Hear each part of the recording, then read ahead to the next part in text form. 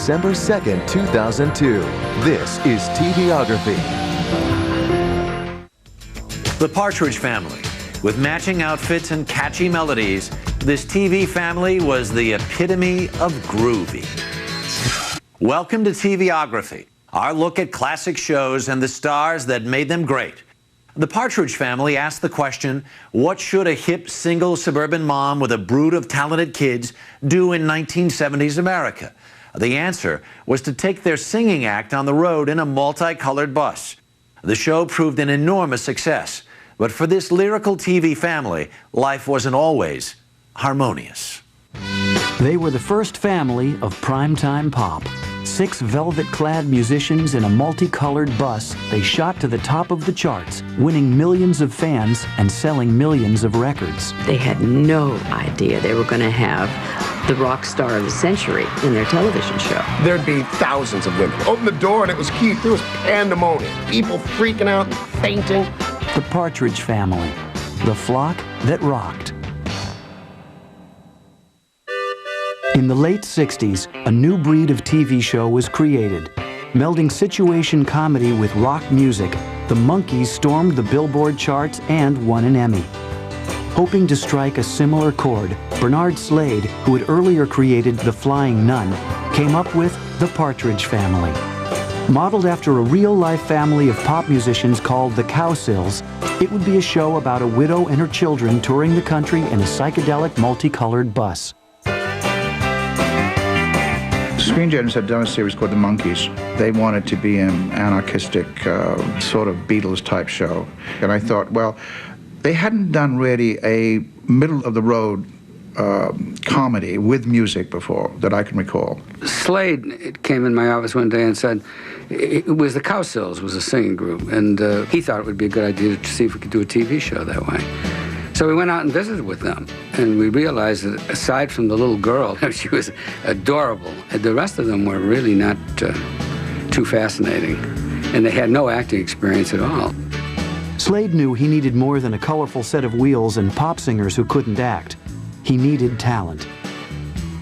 After completing the pilot script, Slade sent a copy to Shirley Jones, who had previously turned down the role of the mother on The Brady Bunch. Somebody came to me with a script and said, how would you like to do a television series? And at that point, agents, managers, the powers that be said, are you crazy? Don't do a series. You know, television was a no-no at that point. If you were a movie star, you didn't do television. It was supposedly then a step down. Shirley was my nearly great mistake because I didn't want her. I wanted someone that was more exciting. It was a dreadful mistake because she was absolutely perfect, as it turned out, for the show. I read the script of The Partridge Family, and I loved it. I loved the fact that it had music. I thought, what a great idea. Casting the children's parts wouldn't prove so easy. Executive producer Bob Claver interviewed 850 kids, eventually narrowing the pool to 10 for screen tests with Jones.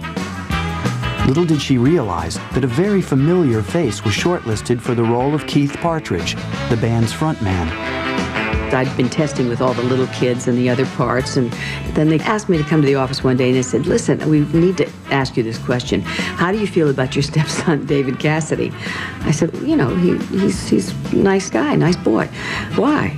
And they said, well, we're considering him for the role of Keith Partridge, your son. And I said, sure, I think that's a great idea.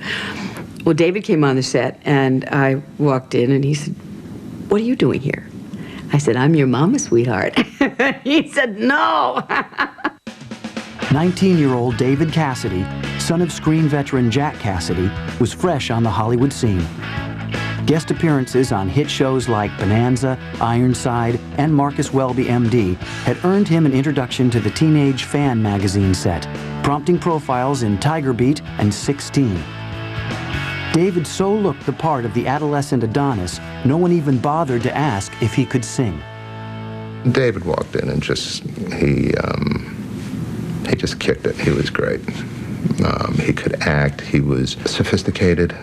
He could portray an innocence that he was beyond. He could be Keith Partridge. He had it all, and he had that hair.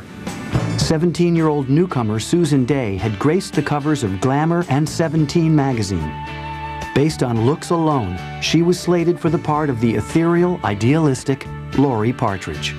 Basically, we wanted a very pretty girl that teenage boys would go crazy for. Then we had to do something with her, because she wasn't an actress, she was a model. But, you know, she had this great face and great charm. Wasn't great with reading lines so much as listening, which once you see an actor and actress that can listen and really be interesting, you know they're going to be okay. They'll learn how to do the rest, and she certainly did. Love it.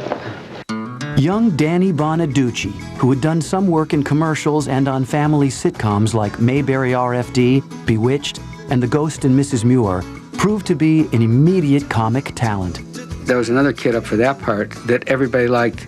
This is where I was right. Jerry Himes, who was head of Screen Gems at the time, said, look, you're the producer. If you want him, you have him, and you better be right. And he left the room. And, of course, I was. I mean, that was an easy call, I thought.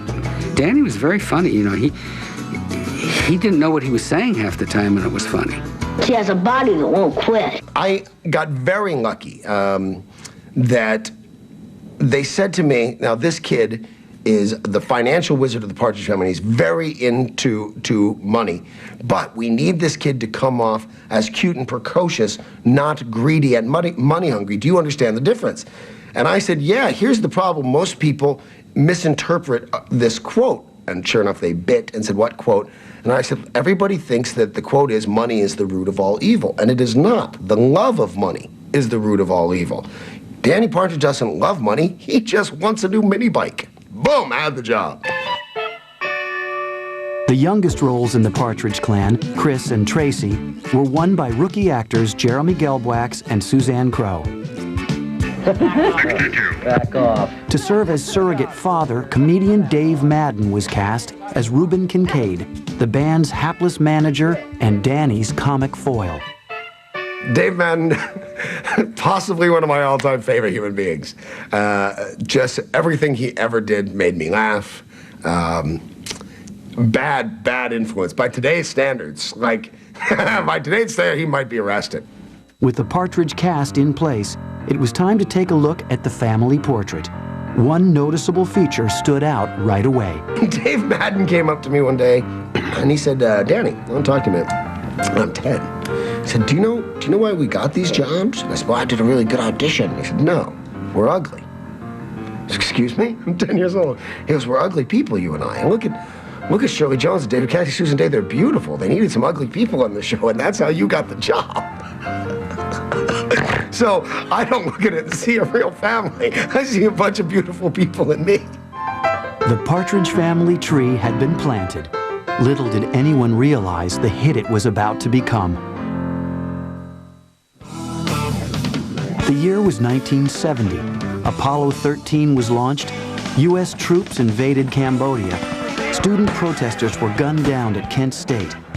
Jimi Hendrix and Janis Joplin overdosed, and the Beatles released their final album. On television, Marcus Welby, MD, was America's #1 rated show. Audiences were fired up over cowboy dramas like Bonanza and Gunsmoke, and detective vehicles such as Ironside, Hawaii Five-0, and the Mod Squad. Comic variety shows like The Flip Wilson Show and Rowan and Martin's Laugh-In reeled in viewers as well. But family sitcoms like The Beverly Hillbillies and Bewitched were falling off the ratings radar. To beat those odds, a new sitcom would need a new twist. It was a kind of interesting time for both TV and rock and roll in the way they were interacting. They were very wary of each other still. It's the early 70s, you know, the Beatles are very hot, you know, it's a kind of revolutionary time in rock music, and TV doesn't like revolution because that's too hot, and this is a cool medium. And so how do we tame that? And the way to tame that is to bring a family into it. And so it was an interesting way to combine kind of the Brady Bunch with the Monkees. The very same formula that worked for the Monkees was applied. Music producer Wes Farrell gathered major songwriting talents, such as Carole King, Paul Anka, and Neil Sedaka, to pen tunes for the Partridges. Shirley Jones was to sing lead vocals, while the rest of the cast would lip sync and pretend to play their instruments. Seasoned studio musicians would do the rest. We were just looking for actors. Anybody can lip sync. But a hidden talent stepped up to the mic. accomplished guitarist David Cassidy auditioned for the show's producers by singing along to a Crosby, Stills and Nash record. Heads immediately turned.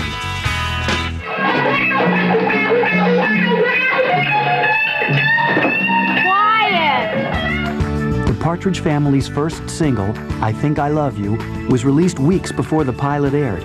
It would go on to become one of the best-selling records of 1970. The disc jockeys would automatically tag it, you know. New hit tune from the Partridge Family coming in the fall. You know, it's a kind of space you couldn't afford to buy. The Partridges were poised to storm the pop culture scene. Everyone involved could feel the good vibration of a hit, even if the actors weren't feeling the vibrations from their actual instruments.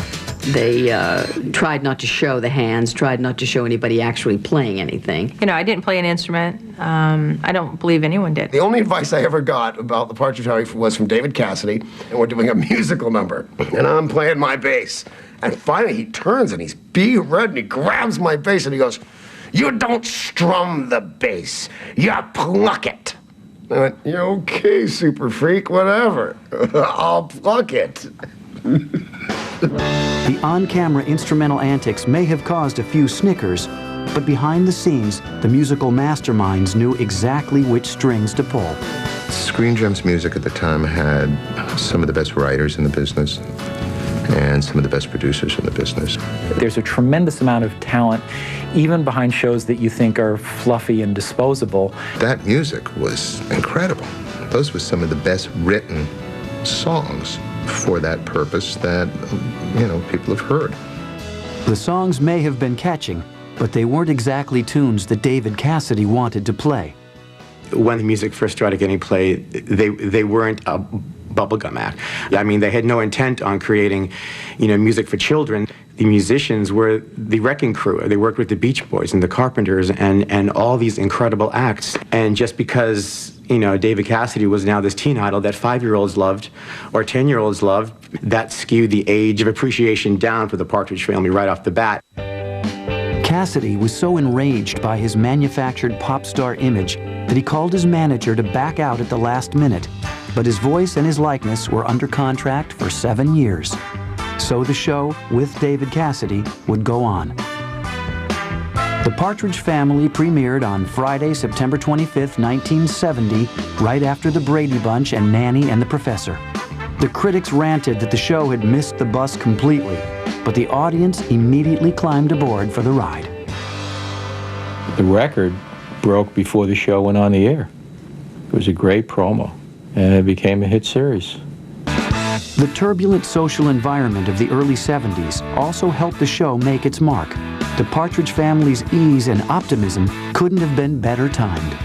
We came on during a period of great social upheaval, and television audiences tended to be much more middle of the road and really wanted to be assured that although this cultural revolution was happening, that the basic family unit was going to remain unchanged.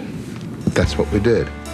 Just as TV audiences were warming up to the Partridge Family, the actors were getting wise to the limitations of the job. You know, the Partridge Family was on during the Vietnam War, and it was, 30 minutes of freedom. It's like, dude, we were 5 white kids dressed up in red velvet like we were Superfly. Okay, it wasn't a huge, we didn't save America. While the Partridge Clan was not about to save America, one of its members would take the country by storm and generate a teen idol hurricane. Within weeks of the Partridge Family's premiere, the show hit a 17.5 rating, and their album shot to number 4 on the charts. Not long after, I Think I Love You hit number 1. It would go on to sell 5 million copies, beating the Beatles' Let It Be by the year's end. But it wasn't just record sales making headlines. Young Danny Bonaducci was receiving accolades for his wit and sharp comic timing. Very little downside risk. Danny just had it, and not many kids do. He had timing, he knew how to underplay. I'm worried about you, Mom. You're too old to be working. Oh, thank you, honey. You just made my day. I knew my name was in the title of the show more than half the time. The show was called Danny Has a Girlfriend. Danny goes on a diet. Danny grows up. I got that, and I'd count the lines. So there, 1, 2, 3, 4. I'd have 72 lines. David Cassidy got 54. I'm the star of this show, you know, and I was not shy about saying so. Listen, when you're in show business, you gotta work all the angles. Paired with comedy veteran Dave Madden, TV had a new dynamic duo in the making. You members of some flaky religious group? No, sir, I'm here to represent the Partridges. The birds? The family. While Danny played for laughs, his older brother played up his good looks. David Cassidy was becoming one of the hottest young faces in Hollywood, but Keith Partridge had to remain believable as an average teenager. We found things also for David that made him, you know, a little flawed, you know, because otherwise he was a perfect kid, you know, so we sort of made him rather vain and things like that.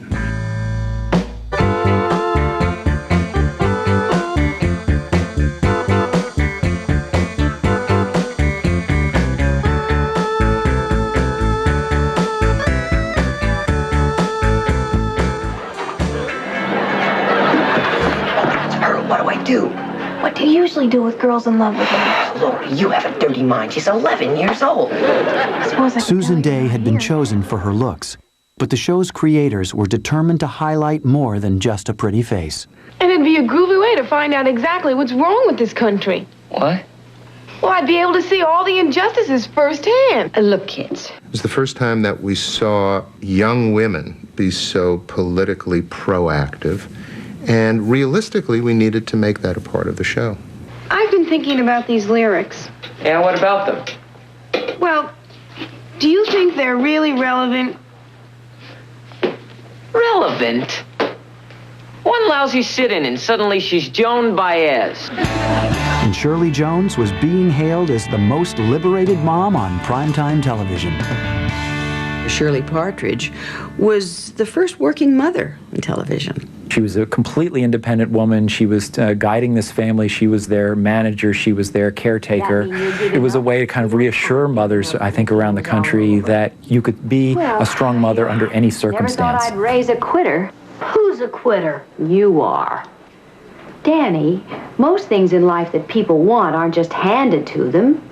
If you really want something, you have to keep trying. You mean I should fight for Gloria? That's exactly what I mean. Shirley Partridge encouraged her children's talents, respected their individuality, and truly seemed to understand the trials and tribulations of being a teenager. Mom, did you just tell me the facts of life? Kids across America longed to join her brood. Cold hands and warm heart, huh, Mom? I had young teenagers come and camp on my lawn in Beverly Hills, take a bus from Iowa and get to California and come and sit on my lawn. We want to live in your home. We want you to be our mother. We want David Cassidy to be our brother, you know. And that happened more than once. And I would have to bring them in the house, find out where they lived, call their parents, give them fare to go home, you know, and tell them that this was fantasy. This is not reality, you know. So, but that was kind of the sad part of it, you know. Kids would runaways, and they wanted to live that life.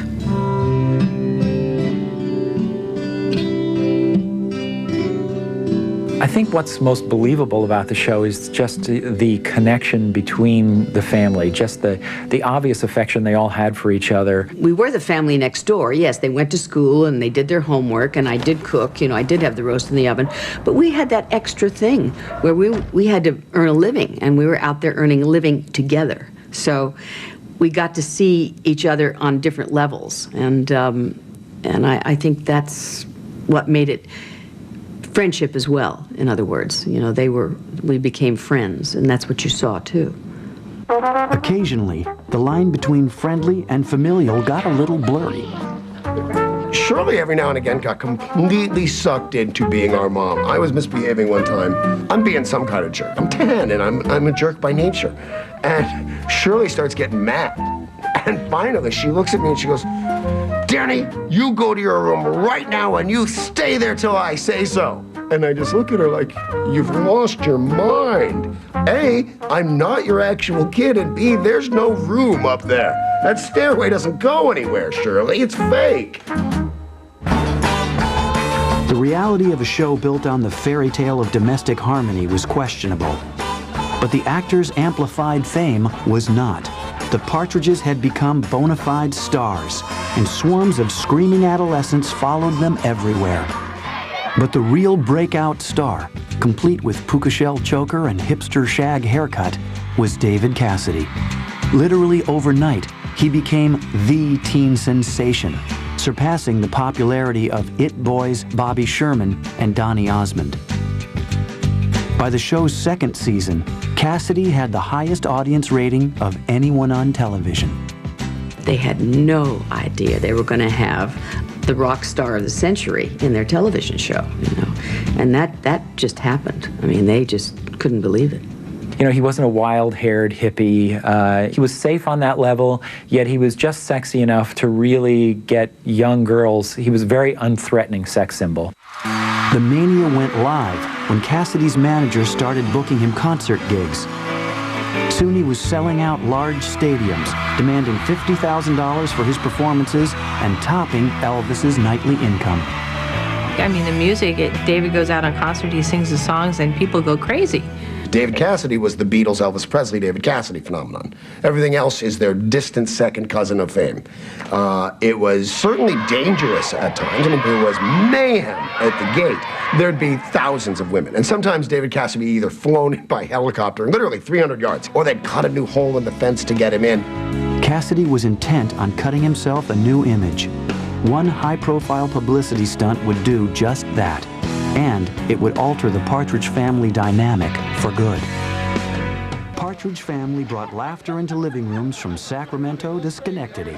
And behind the scenes, the good humor was just as contagious. Now remember, this is just a rough cut. Finished editing it this afternoon, so I haven't really seen it on the screen myself. I'm gonna be terrific. It's one take Barlucci all the way.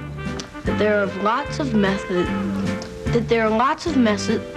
That there are lots. I'm stuck. Do you realize what this kind of publicity could do to us? We'd be lucky to get a gig at the Pink Pussycat. Brad, I'm gonna kill you. What's there to explain? I'm never going in that grocery store again. Wrong line.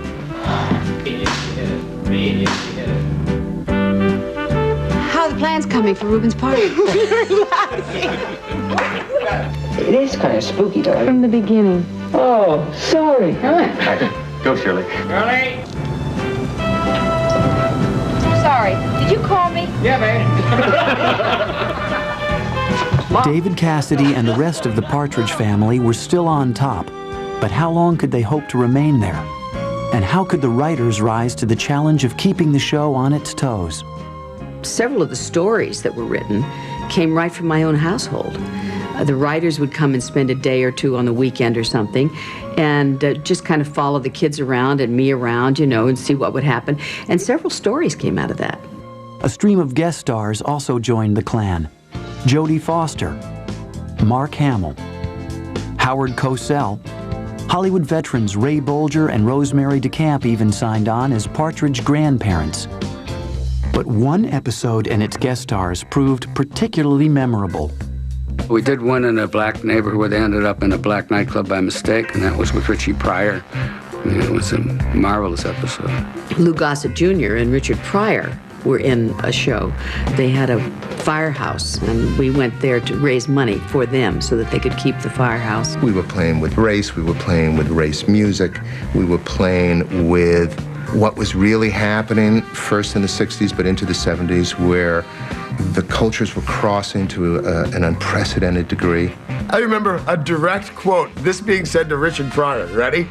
I don't know how you're going to show this, but I remember a producer looking at him with a big smile on his face and saying, hey, Richard, you can't call the 10-year-old mother, okay? Is that cool? The first season we were on the air, we did a lot of interesting things. However, as soon as the network found out that they were a hit, they started running scared. And they said, we can't do this. We've got to have these people do a normal life. And so they started writing scripts like Keith fails sex education in school, and Danny gets acne, really fun, interesting stories like that.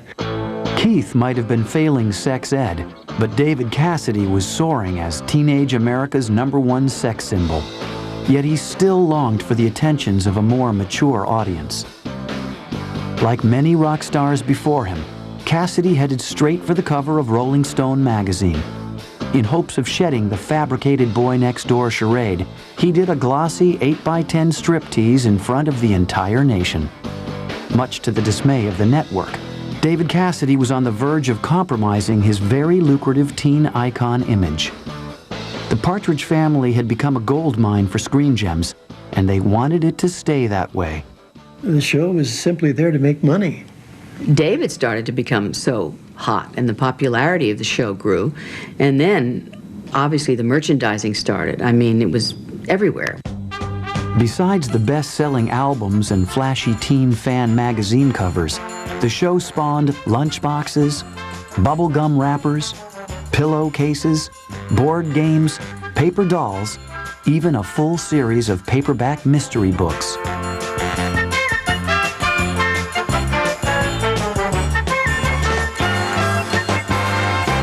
Originally budgeted at $120,000 an episode, the Partridge Family money machine was raking in millions. The individual cast members, however, were not. Okay, so here's a guy, David Cassidy. He's doing 80 hours a week on the Partridge Family, for which he gets paid $600. No 401k Partridge Family. There's none of that. Somebody made a lot of money. That's all I can say is somebody made a lot of money. By 1972, it was watched all over the world, from Zambia to New Zealand. Grammy and Golden Globe Award nominations mounted. David Cassidy's debut solo album went gold. Multiple personal hurdles had also been overcome. Jeremy Gelbwax was dismissed from the cast and replaced by Brian Forster. We changed kids at the end of the first year. I don't think I got one letter. Nobody even noticed or cared. They took a ruler and they said, we're going to replace the shorter one. And they measured, and they said, sorry, you're the shortest, you got to go. And that was it. The substitution highlighted an ongoing dilemma with the show's young stars. Well, there goes your mama's perfect theory. They were just sort of props that moved, sometimes. And they were sweet, but you couldn't give them lines. You couldn't write scenes for them because they were too young. I don't anticipate that they thought, they found this talent, so it was just a cute kid that kind of matched the family. Behind the scenes, Susan Day had waged a battle against anorexia and bulimia. She just turned orange one day. She actually ate nothing but carrots. I'm not sure I ever heard of anorexia at the time even. You can't believe how thin she was. Fortunately for Susan, she got out of it. Danny Bonaducci had his own problems, a separation from his abusive father. I would bring Danny out so that he didn't have to go home, because sometimes he'd come back on Monday morning beat up. And more troubles lay ahead. David Cassidy was growing tired of his grueling schedule. He was exhausting the image of the charmed pop star, and he was beginning to test the patience of his co-stars. David started doing concerts every weekend. He'd leave Friday night after we finished shooting an episode, get on an airplane and be doing concerts Saturday and Sunday, and have to show up Monday, for the reading of the next week's episode. And sometimes would be late, and sometimes even the day of shooting would be late. And that was a big concern to me. Where have you been? You said you'd be here. I know. I couldn't help it, Mom. He would go off on weekends. Then he had to come back, and he had to pre-record all the songs, and he had to learn his lines. He's wearing clothes just like Give Rolling Stone right from the top. It was exhausting for him. I certainly understand why he didn't necessarily want to do it anymore. It was killing him. A frustrated David Cassidy was about to place the show in jeopardy and to confront a fatal challenge to his short pop star career. In its third season, The Partridge Family was one of the top 20 shows in America.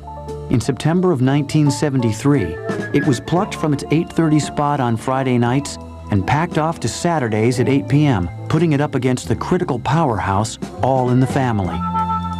To complicate matters, David Cassidy, forever the show's frontman, wanted out. He doesn't like the music. He doesn't want to wear the red suit anymore. He's over the puka shells. And then they turn his character into a buffoon. It's not fair. I mean, I can understand a guy wanting revenge, but why must the innocent always suffer? I think that David was uncomfortable. He wanted out. That was true. Cassidy finally turned in his resignation. The once harmonious Partridge Family was clearly off-key. ABC canceled the show, airing the last episode on March 23, 1974. I would have gone on for another 4 years. I mean, I thought the show could grow. I thought we had other episodes that we could do. I mean, I saw it going other places. And then a show like All in the Family came on, and that was a whole different look at a family. They said, you know what, it's, you know, maybe it's old hat now. And they felt that it would not hold up against All in the Family. If there was a possibility that you could be arrested for murder for killing a show, ABC would be in prison right now. We had Friday night locked for all the first 3 years. So what did they do? They moved us to Saturday night and put us opposite the #1 show in the country. Well, that's tantamount to murder. Primarily, probably the ratings had dropped. The show was on 4 years. It was riding a gimmick because it was tied into music, so we just replaced it. I can't remember what we replaced it with. The show was going to go away anyway. There wasn't a Partridge Family without David Cassidy. I could be funny and cute all day. That show was not going to stay on the air without Keith Partridge. Despite all its selling points, a hit show isn't a hit without its star. People can say all they want about great shows being canceled, You can make a beautiful sport jacket, and you could sell it at Neiman Marcus, and everybody comes in and says it's a beautiful sport jacket. If they don't buy the sport jacket don't get made no more. And that's what television is. It's people make a vote every time they go to the TV set, and they have a lot of power. Believe me, they have a lot of power.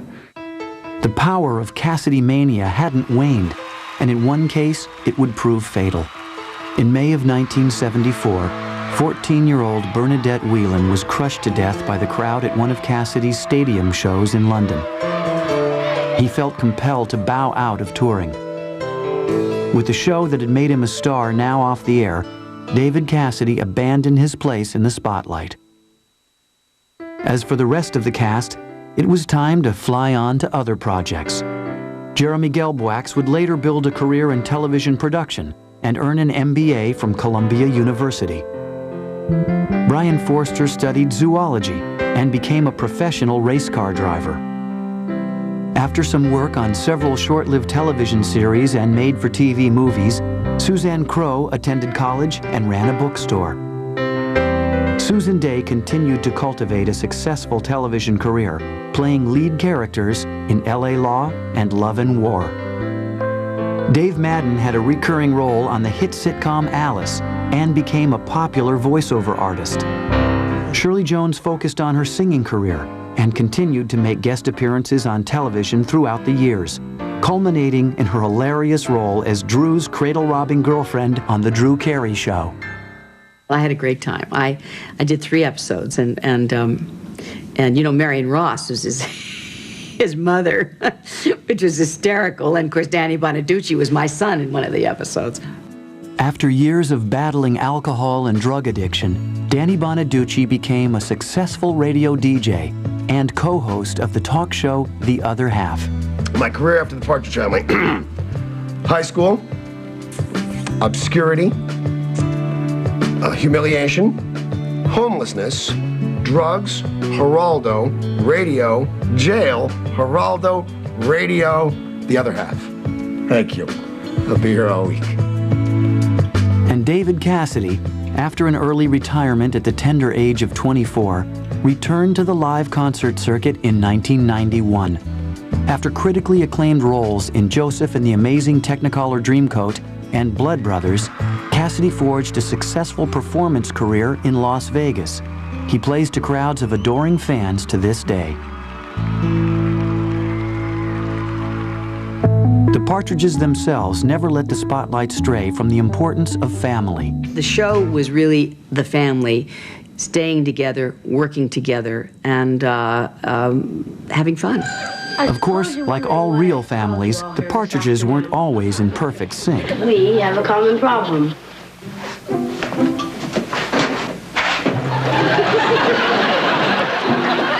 This is our problem.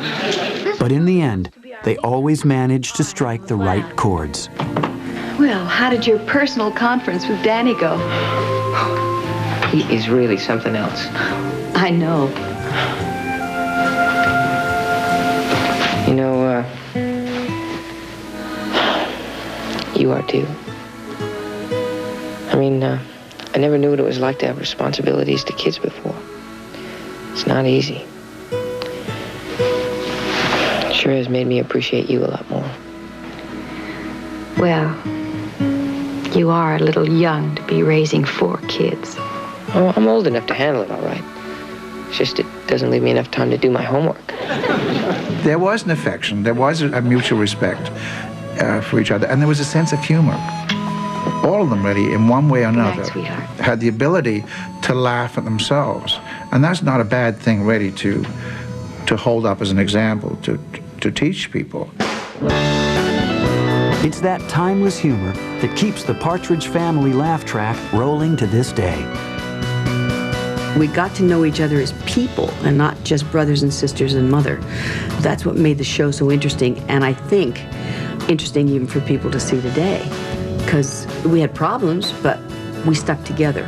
We were a family. The amazing thing about all these shows, that they go on forever. I mean, they seem to. The one that Partridge Family was, what, 30 years ago? 30 years ago. And they're still running it. What's good is good and will always be good.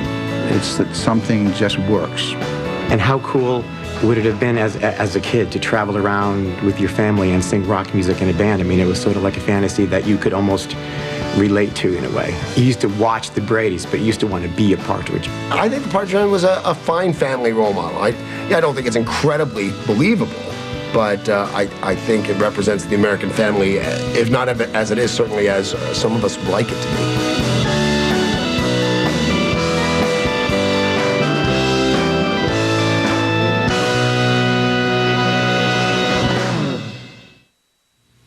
Shirley Jones still maintains that her favorite song of the 70s is David Cassidy's #1 hit, I Think I Love You. David's 15-year-old daughter, Katie, earlier this year released her own hip-hop version of the song, introducing it to yet another generation. Now it's time for the Biography and USA Today viewer poll results. We asked you to vote at biography.com for your favorite TV entertainer, and here are your top 5 choices.